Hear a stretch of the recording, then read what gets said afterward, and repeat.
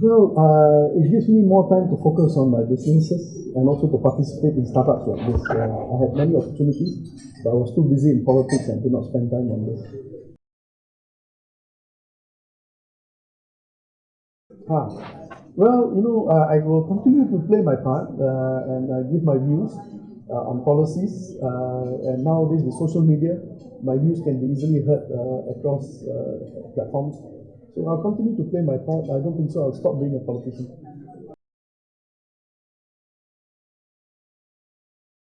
Yes. Everyone was surprised. I think whether it was a prime minister or it was the opposition or a man on the street, everyone was surprised at the 70%.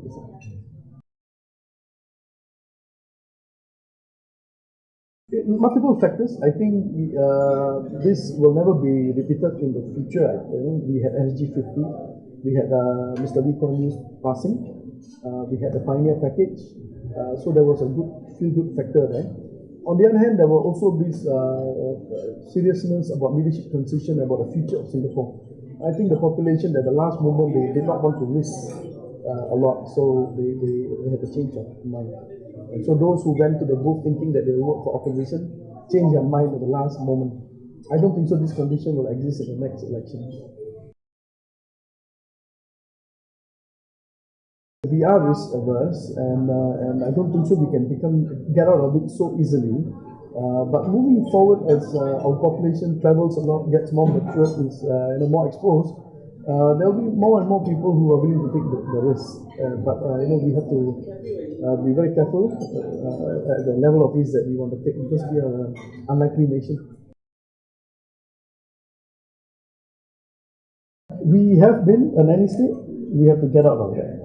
And this has to happen on both sides. On the government side, that you have to let go, and sometimes being too protective may not be good.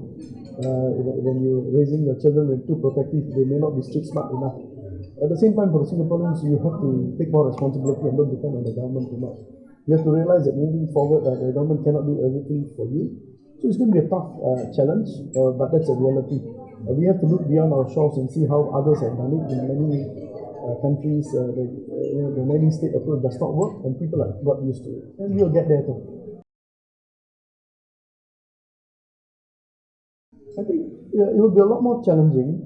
Population will be a lot more mature, educated, and so politics will have to be transformed to be a lot more consultative and more participation from every segment of society.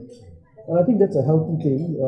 At the same time, if let's say we can have a good relationship across the board between government and people, I think we can become a stronger nation and still survive for the next 50 years. I think similarly, Singaporeans will have to be prepared to look for the opportunities around the region and around the world. So I see the next Singaporean being much more mobile.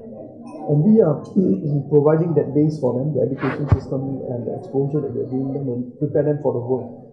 So I would like to see Singaporeans be prepared for the world because the opportunities here may not be there forever. But opportunities in the region and around the world will be tremendous. And if we cannot get out of our comfort zone to take these opportunities, we will lose.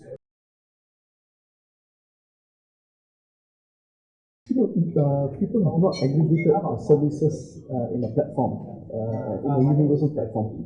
So we're trying to do that to make the provision of services a lot more efficient.